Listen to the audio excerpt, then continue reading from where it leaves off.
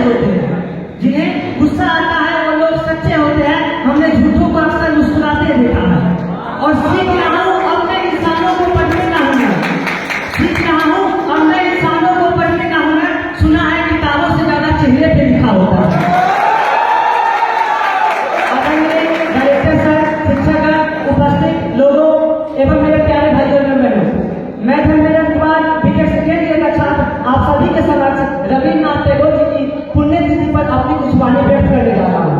आस्था वो पक्षी है जो भोर के अंधियारों में भी उजाला महसूस करती है। यह कथन रविन्द्रनाथ टैगोर जी का है। रविन्द्रनाथ टैगोर हमारे देश के महान साहित्यकारों में से एक थे। इनका जन्म 7 मार्च 1861 को कलकत्ता के एक बहुत ही बड़े जमींदार परिवार में हुआ था। रविन्द्रनाथ टैगोर जी को पढ़ाई में बिल्कुल मन नहीं करता था और शुरू से वो बहुत कमजोर छात्र थे। पर कहते हैं ना, लहरों से डरकर नौका पार नहीं होती, कोशिश करने वालों की कभी हार नहीं होती। लहरों से डरकर नौका पार नहीं होती, कोशिश करने वालों की कभी हार नहीं होती।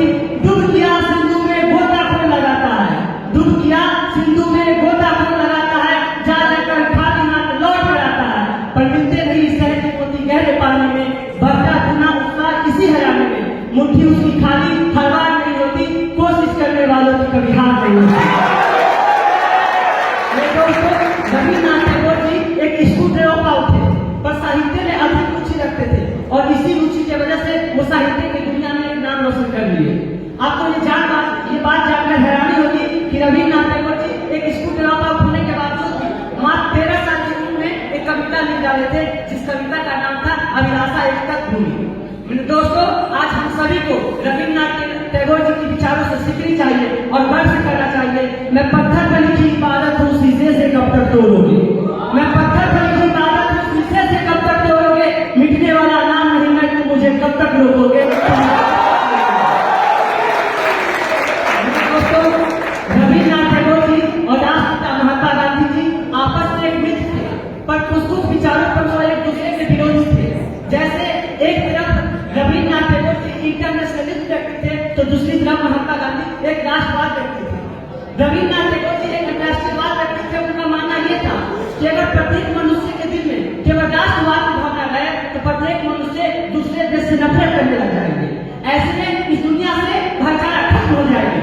मेरे दोस्तों, रविन्द्रनाथ टैगोर जी एक इंटरनेशनलिस्ट व्यक्ति थे। इसका मतलब ये नहीं उन्हें अपने देश से प्रेम नहीं था।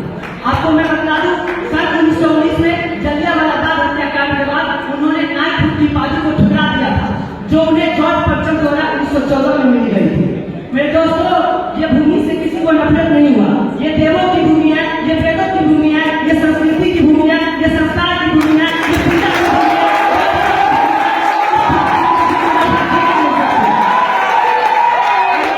ये कथन भी सच है कि सारे जहां से अच्छा हिंदुस्तान हमारा, सारे हिंदुस्तान हमारा, हम सब मिले रहेंगे, ये घोषणा हमारा। सारे जहां से अच्छा हिंदुस्तान हमारा, सारे जहां से अच्छा हिंदुस्तान हमारा। मेरे दोस्तों, आज हम सभी को रविन्द्रनाथ टैगोर जी के विचारों से सीखनी चाहिए, क्योंकि ये दुनिया बहुत अजीब है मेरे दोस्त। ये दुनिया बहुत अजीब है मेरे दोस्त। जब आप सफल नहीं होते हैं तो ये दुनिया आप पे हंसती है। जब आप सफल नहीं होते हैं तो ये दुनिया हंसती है, और जब आप सफल हो जाते हैं तो यही दुनिया आपसे जलती है। और ऐसे दुनिया में विचारधारा को आपको और जमा के रखना है और गर्व से करते रहना है। रख हौसला, वो मंजर भी आएगा, प्यासे के पास चलकर समंदर भी आएगा।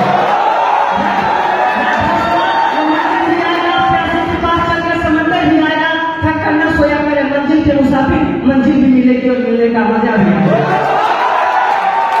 रविन्द्रनाथ टैगोर जी एक अच्छे कवि, लेखक, साहित्यकार के साथ साथ एक यात्राकार भी थे और अपने जमाने में वो 30 से भी अधिक देशों का भ्रमण कर लिए थे।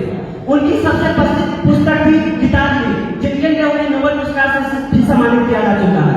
रविन्द्रनाथ टैगोर आज हमारे बीच नहीं है, पर उनकी बातें हमें प्रेरणा देती है कुछ कर्म करने की, अंधकार से प्रकाश की ओर जाने की, नीचे से ऊपर की ओर जाने की। मेरे दोस्तों, हम सभी को रविन्द्रनाथ टैगोर जी की बातों से सीखनी चाहिए। अंत में मैं अपनी कुछ लिखी हुई बातों से आप सबका दिल जीतना चाहूंगा कि कुछ वक्त से सीख लो, कुछ वक्त सिखा देगा। कुछ वक्त से सीख लो, कुछ वक्त सिखा देगा। ये जिंदगी है मेरे दोस्त, हर वक्त कुछ नया लिखा होगा। और बस कुछ पल को देखकर हार मत मानना मेरे दोस्त, बस कुछ पल